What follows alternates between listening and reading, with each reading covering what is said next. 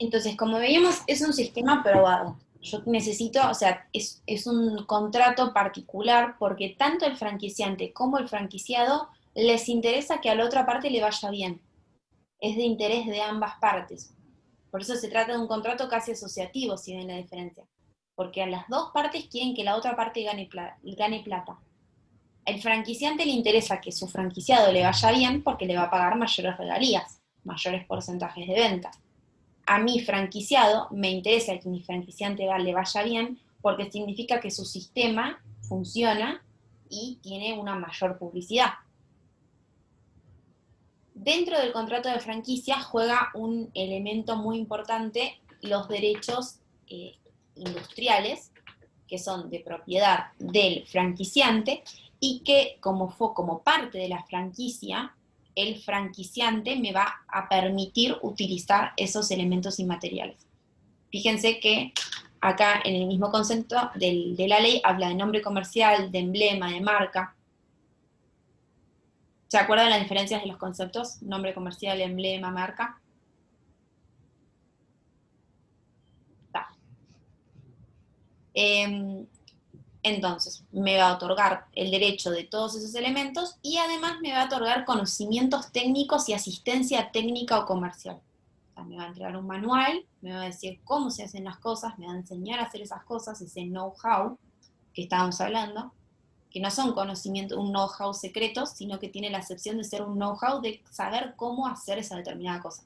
No es un secreto cómo hacer hamburguesas o cómo hacer papas fritas, pero es un negocio, es un know-how concreto cómo hacer que ese sistema de negocios genere rentabilidad de la forma que está establecido.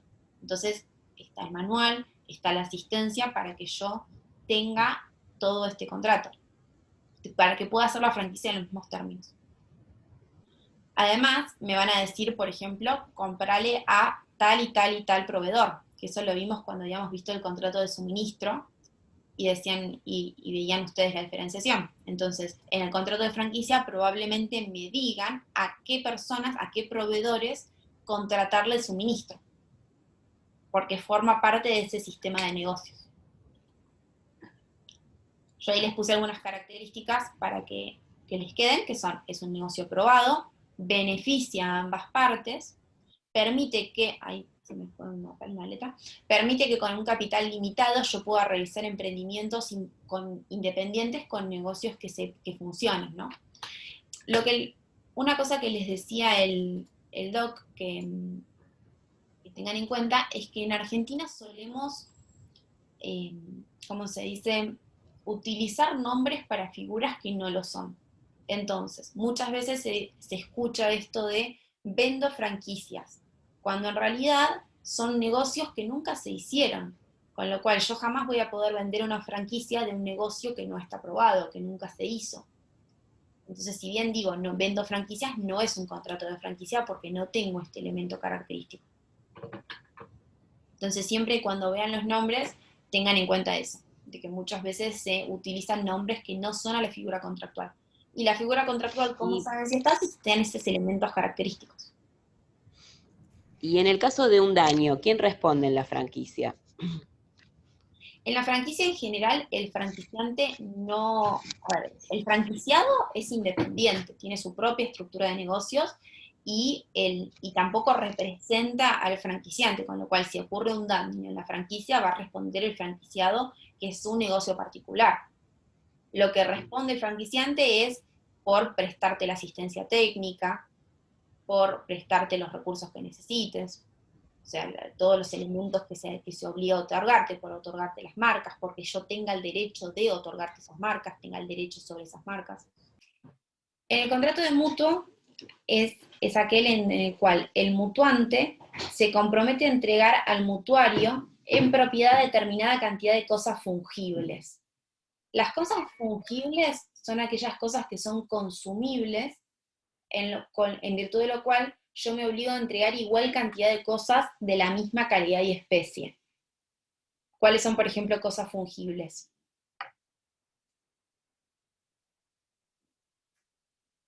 El dinero, El dinero, ¿puede ser?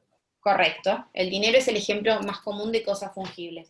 ¿Por qué? Porque si a mí prestan una cantidad de dinero, yo no voy a devolver los mismos billetes. Voy a devolver otros billetes de la misma calidad y especie. Por eso es que estamos hablando de un mutuo, ¿sí? Porque estamos hablando de la entrega de cosas fungibles. Cuando yo tengo un mutuo de dinero, el mutuo de dinero es un préstamo, que es un préstamo bancario que se va a ver en contratos bancarios.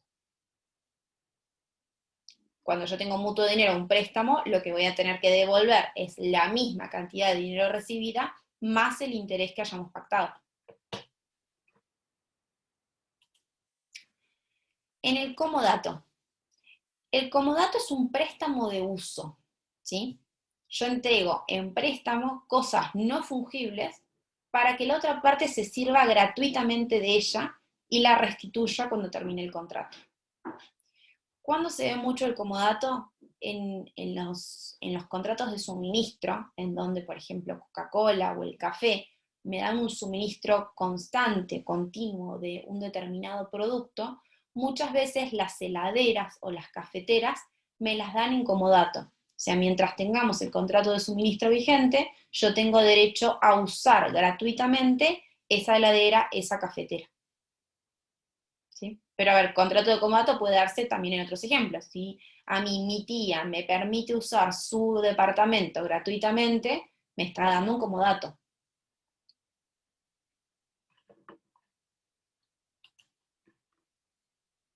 El fideicomiso. El fideicomiso, les voy a leer la definición de acá y ahora paso a la otra diapositiva en donde les hice un cuadro para que les quede claro cómo funciona el fideicomiso. Hay contrato de fideicomiso cuando una parte denominada fiduciante transmite o se compromete a transmitir la propiedad de bienes a una determinada persona denominada fiduciario, quien se obliga a ejercerla en beneficio del beneficiario y al cumplimiento de un plazo o condición la transmite al fideicomisario. Quiero que les quede claro cómo funciona el contrato de fideicomiso. Entonces, yo acá les puse un cuadrito, que si se hacen el dibujo es mucho más fácil entender el contrato. El fiduciante es el dueño de propiedad de bienes, ¿correcto? Quiere cederlos en administración a otra persona. ¿Qué es lo que cede? La propiedad fiduciaria. Cuando yo cedo esos bienes, van a pasar parte de un patrimonio de afectación, al cual es una nube en donde no los pueden atacar ni los acreedores del fiduciante ni los acreedores del fiduciario.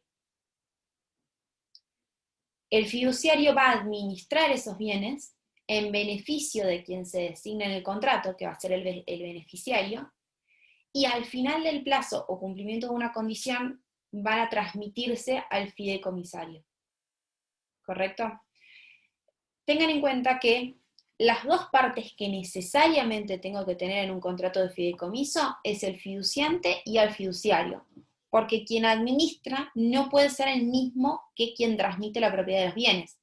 Pero yo podría decir, por ejemplo, que vamos a hacer un fideicomiso en donde el fiduciante transmite la propiedad al fiduciario que administra y el beneficiario sea el fiduciante, o sea a nombre de quien transmite los bienes, y el fideicomisario sea también el fiduciante. O sea, que la misma persona sea el fiduciante. Pero siempre tienen como mínimo dos personas, el fiduciante y el fiduciario. ¿Por qué haría un fideicomiso? Por ejemplo, yo tengo un hijo que tiene alguna... No entendí nada, profe. Sí, vamos de vuelta, vamos despacio. Es un contrato que tiene nombres difíciles y por ahí con un ejemplo se va a ver bien y la idea es que lo entiendan bien el contrato. Yo, por ejemplo, soy titular de un inmueble, de un edificio de departamentos y tengo un hijo incapaz. Entonces, yo quiero asegurarme que mi hijo va a estar atendido. Pero él no puede administrar el edificio de departamentos porque tiene una incapacidad que se lo impide. Entonces, ¿qué hago? Yo, fiduciante, dueño del departamento del edificio, transmito el edificio en patrimonio, en propiedad fiduciaria, o sea, lo afecto al fideicomiso, hago que una persona de confianza lo administre, cobre los alquileres, y designo como beneficiario a mi hijo. Entonces me lo va a administrar un tercero que va a cobrar los alquileres, le va a dar los beneficios de esos alquileres a mi hijo, y cuando se cumpla la condición, cuando, por ejemplo, vence el plazo o mi hijo sea mayor, si por ejemplo lo hago con un menor de edad y no con un incapaz, se lo transmita a mi hijo, ¿sí? Entonces, yo lo que estoy haciendo es desafectar bienes de mi patrimonio, afectarlos a un fideicomiso, esos bienes van a quedar en una nube en donde no van a poder atacarlo ni los acreedores del fiduciante ni los acreedores del fiduciario, porque pasan a otro patrimonio, a un patrimonio de afectación. Por eso yo les puse la nubecita arriba. Pasan a ese patrimonio y los administra un tercero. Los administra en favor de un beneficiario o de un fideicomisario. Tengan en cuenta que esta operatoria, así como se las estoy diciendo, sirve para muchísimos negocios distintos, ¿sí? O sea, se pueden imaginar y puede aplicar a muchos negocios. Hoy en día, cuando hablamos de fideicomiso, muchas veces se desprestigia el nombre porque se asume que se van a hacer negocios que no son tan lícitos y demás, o que voy a querer, no sé, no pagarle a mis acreedores, entonces los pongo en un fideicomiso. Sáquense todas esas ideas de la cabeza y véanlo como un instrumento. También se ha dicho que las sociedades sirven para estos mismos fines. Entonces, una sociedad, un fideicomiso, no está hecha para fines ilícitos, está hecha para estos mismos fines y se puede aplicar a todas las situaciones que ustedes imaginen. Profe, disculpe una pregunta. En ese caso que usted estaba, en ese caso puntual, Sí, un declarado incapaz, ¿no sí. puede, o sea, en realidad no podría recibir el pago? O sea, ¿no sería atada a una nulidad relativa? ¿No podría qué? ¿Recibir el pago? Recibir el pago porque es declarado incapaz. Sí, va a tener un curador, por ejemplo. Puede tener un Ah, curador que reciba los pagos y en su patrimonio los va a poder recibir. Lo que no va a poder hacer es administrarlos porque tiene una incapacidad. bien, bien. Claro, porque ya sé. Una pregunta, perdón, una pregunta. El fideicomisario, ¿quién puede ser, aparte del beneficiario? ¿Puede ser el fiduciante? El fiduciante es el único que puede ser a la vez beneficiario y fideicomisario. La única persona que no va a poder ser, o sea, que va a tener que ser siempre distinta, es el fiduciario, que es el que administra. Porque tengan en cuenta el Puede- tipo de intereses que habría. Si la persona sí, que administra, a su vez, administra y se queda los beneficios o después recibe los bienes, va a tener un conflicto de intereses con la administración que está haciendo. claro, estaba pensando, sí. Entonces, Y puede ser un tercero que no esté dentro del exactamente, yo puedo contrato. tener 4 personas distintas.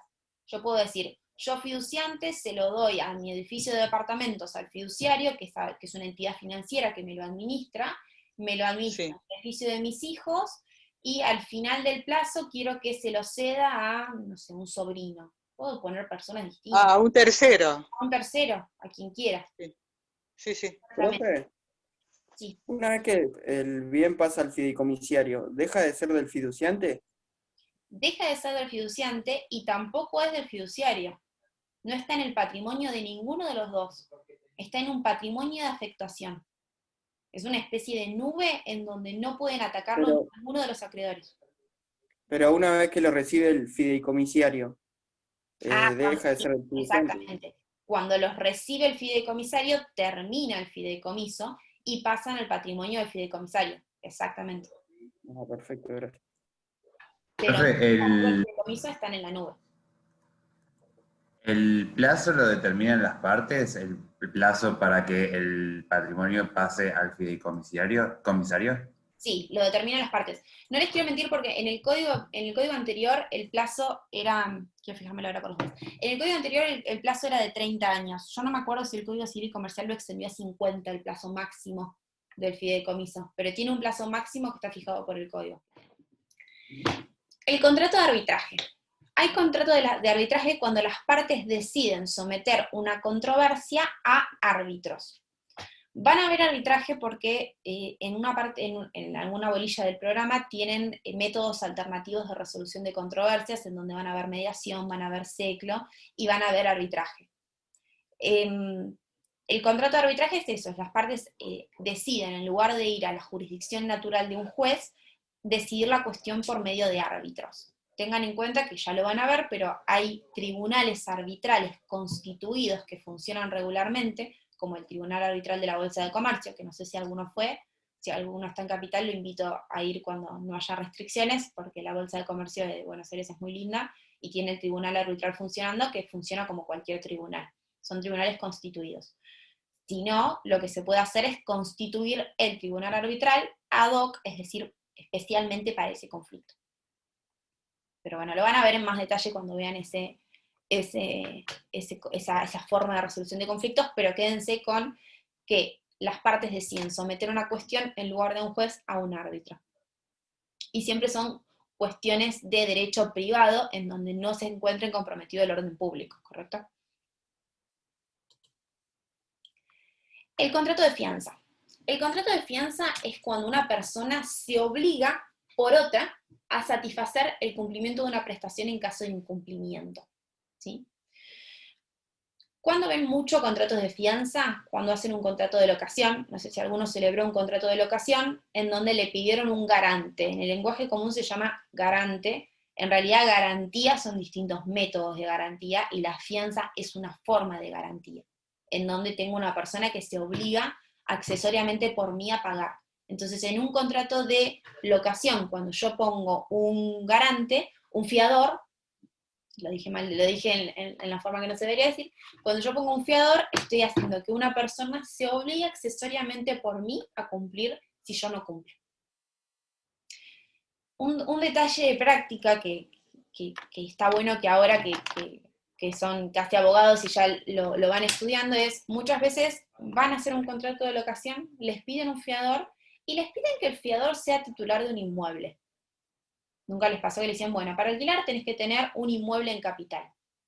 Pero yo en realidad, lo único que me estoy asegurando es que la persona que salga como fiador sea solvente, porque yo no estoy afectando ese inmueble a la garantía del contrato de locación. Si yo quisiera afectar ese inmueble al contrato de locación, tendría que hacer una hipoteca. La hipoteca no la voy a hacer porque el escribano me va a cobrar un 5% del valor del inmueble y necesariamente no tiene sentido el valor que me va a salir esa garantía en relación al contrato. Pero yo aunque diga, tal persona se obliga que es titular de tal inmueble, no está respondiendo con tal inmueble. El fiador responde con la totalidad de su patrimonio, 100% de su patrimonio por las obligaciones contraídas. Tengan cuidado cuando salgan de fiador porque responden con todo su patrimonio. Entonces, si la persona a la cual le salieron de fiador no cumple, responden ustedes. Prenda.